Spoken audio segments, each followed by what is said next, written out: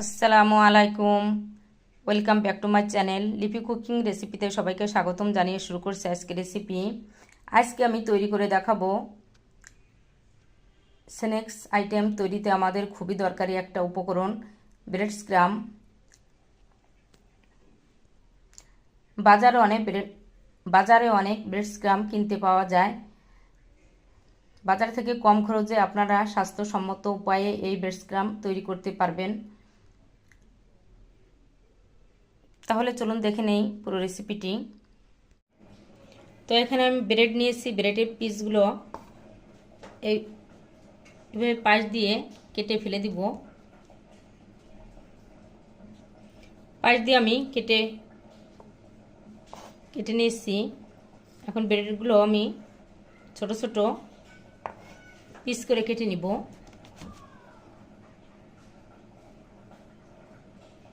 তো এইভাবে ছোট ছোট পিস করে কেটে নিব, ছোট ছোট টুকরো করে কেটে নিব। সাইডের এগুলো দিয়ে আপনারা ছোট ছোট টুকরো করে কেটে ব্রেড স্ক্রাম তৈরি করে নিতে পারেন।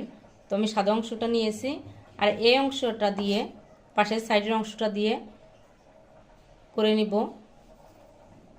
তো ছোট ছোট করে কেটে নিব। আমি দুইভাবে কেটে নিয়েছি, সাইডের অংশ আর মাঝখানের অংশ। তো আমি এভাবে দুই প্রকার ব্রেড স্ক্রাম তৈরি করে দেখাবো। তো সাইডের অংশ দিয়ে এক প্রকার আর মাঝখানের অংশ দিয়ে এক প্রকার, দুই প্রকার তৈরি করে দেখাবো ব্রেড স্ক্রাম।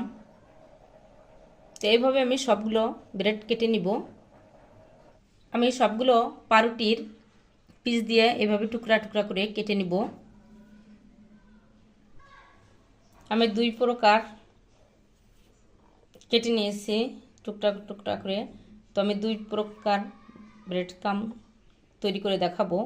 তো এখানে আমি সাদা অংশ, মাঝখানে সাদা অংশ নিয়েছি, আলাদা টুকরা করে কেটে নিয়েছি।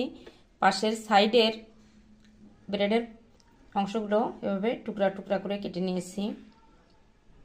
এখন একটা ব্লেন্ড করে নিব। আমি একটা ব্লেন্ডারে জগে ভরে ব্লেন্ড করে নিব ব্রেডগুলো। এক প্রকার ব্রেড ক্রাম তৈরি করে নিয়েছি, ব্লেন্ডারে গুঁড়ো করে নিয়েছি। আর একদম মিহি করে গুঁড়ো করে নেওয়া যাবে না। আর এক প্রকার ব্রেড ক্রাম তৈরি করার জন্য আমি ব্রেডগুলো দিয়ে দিব ব্লেন্ডারের জগে, দিয়ে দিব ফুড কালার। তো এখানে আমি নিয়েছি অরেঞ্জ ফুড কালার, দিয়ে ব্লেন্ড করে নিব। ফুড কালার দিয়ে এভাবে আমি বাকি ব্রেডগুলো ব্লেন্ডার করে নিয়েছি। একদম মিহি করে ব্লেন্ডার করা যাবে না। তো এখন আমি ব্রেডগুলো ভেজে নিব। ব্রেডগুলো ভাজার জন্য একটা প্যান আমি গরম করে নিয়েছি। এভাবে ভারী একটা প্যান গরম করে নিতে হবে। হালকা পাতলা পাত্র হলে নিচ থেকে পড়ে যেতে পারে। মিডিয়াম জাল রেখে আমি ব্রেডগুলো ভেজে নিব, আর অনবরত নাড়তে হবে নিচ দিয়ে পুড়ে না যায়।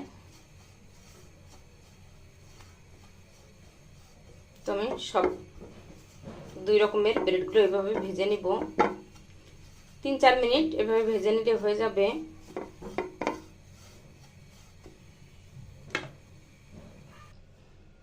লাল কালারের ভাজা হয়ে গেছে। এখন আমি সাদা ব্রেডগুলো ভেজে নিব।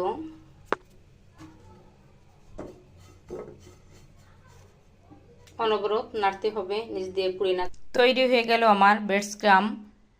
তো আমরা একটা এয়ারটাইট বক্সে করে, যেগুলো ব্যাগে করে ডিপ ফ্রিজে রেখে দিলে 1 বছর পর্যন্ত ভালো থাকে, আর ফ্রিজে নর্মালি রেখে দিলে 1 মাস থেকে 2 মাস পর্যন্ত ভালো থাকে।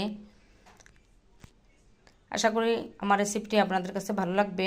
আমার রেসিপিটি যদি আপনাদের ভালো লাগে, লাইক, শেয়ার, কমেন্টস করবেন। আপনাদের লাইক এবং কমেন্টস আমাকে অনেক উৎসাহ বাড়িয়ে দেয়।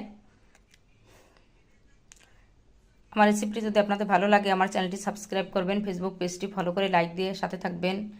সবাই ভালো থাকবেন। নতুন নতুন রেসিপি নিয়ে আবার আপনাদের সামনে হাজির হয়ে যাব। আমাদের জন্য দোয়া করবেন। আল্লাহ হাফেজ।